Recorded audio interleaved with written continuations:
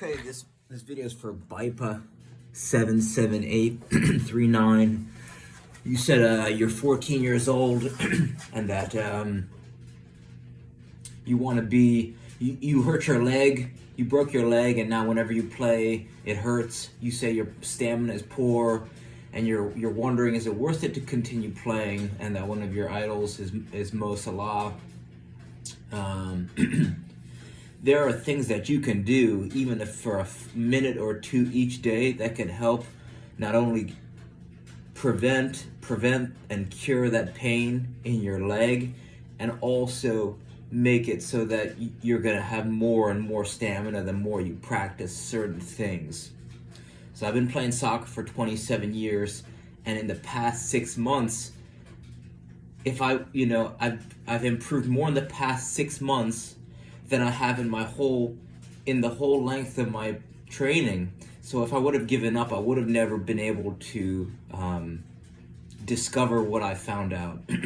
So I think it may be demotivating if your legs constantly hurting. I know how that feels. I think that's something that we can get sorted out. And the more that you think about smart training, the better your endurance and stamina will improve. Right, so let's attack both of those things. The first way that you can, let's start with breath first, because breath is super important, right? Because you could go 3 days without food or water, give or take. You can go 3 hours in an unhospitable environment, so super hot or super cold, maybe 3 hours. You could go maybe 3 minutes without breath, right? With holding your breath. So you want to check out this TED Talk. It's called How to Breathe by Dr. Vranich, Vranich. And just watching this one video completely changed my breathing, which allowed me to recover faster. It taught me taught me how to use my core to breathe. Supposedly, right, she does this belly breathing technique, and supposedly all babies, when they're born, they're belly breathers. All mammals in the animal kingdom supposedly are belly breathers, and for whatever reason, humans, as they grow older, they fall out of this habit. So if you just check out this talk, check out our TED Talk. That's Vranich, Vranich. Search Vranich, Dr. Vranich plus TED Talk, and you'll find it. And doing this one thing is going to completely change your endurance. It's going to improve your endurance, recovery, stamina, all that stuff. I noticed it also allowed me to be calmer. I was calmer on the field, calmer off the field, in high pressure situations, any high stress situations. This breathing technique just allowed me to have a deeper center of peace, so I can't recommend it enough. Now let's talk about your your leg recovery. There's something called ROKP by Ben Patrick. It stands for reversing out of knee pain. But it's not just about knee pain, right? Because it's the way that your feet work. When you start to walk backwards, it kind of rehabs your body from the toes to the ankle, to the Achilles, to the calf, to the knee, to the hip. So it's actually a full body restoration activity that's going to relieve pain, and it's going to strengthen your feet, right? And when you strengthen your feet, it's going to strengthen and improve your flexibility of your legs. So I'm 94% sure that this is going to help you prevent some of that pain in your legs. So I want you to spend 2 to 5 minutes a day walking backwards if possible. If you have access to a treadmill, you can walk backwards on the treadmill with the treadmill turned off.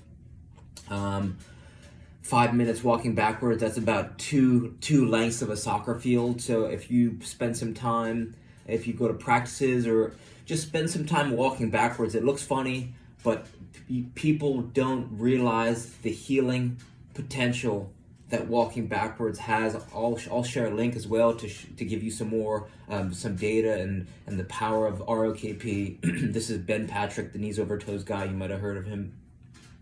So that's a great place to start, where you don't really need any tools. You don't need any, you don't even need a gym membership. You don't need anything. You just start walking backwards, and this is going to help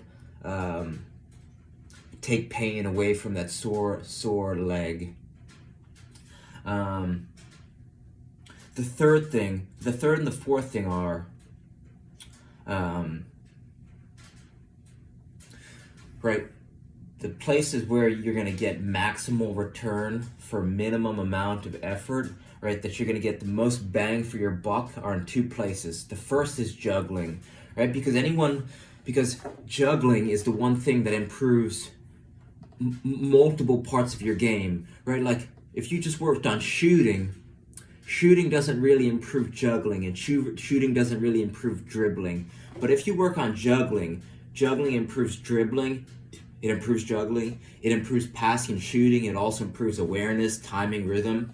They say not all the best jugglers are the best players, but all the best players are always the best jugglers. So if you want to develop a juggling habit, 2 minutes a day, 1 minute a day, just start. It's not about how many touches you get. It's not even about, in the beginning, it's not even about the quality of your juggling.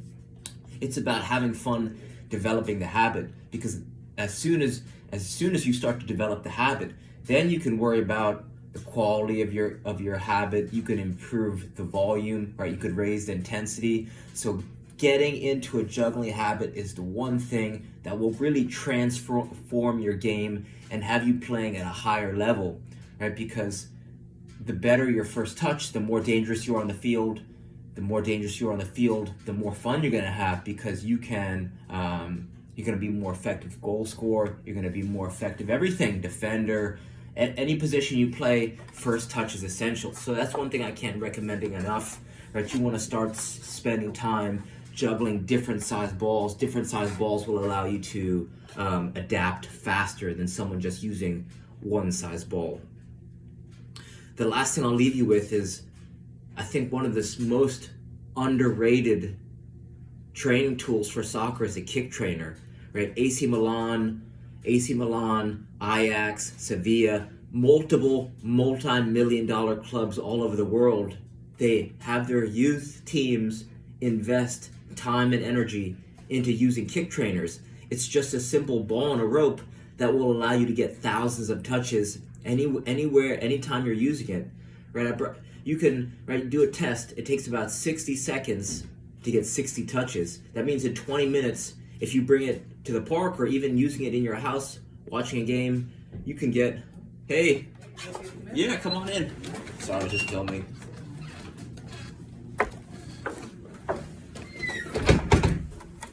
Right, in 60 seconds, you can get 1,200 touches. So it's cheap, right? For $24 is the cheapest one on Amazon.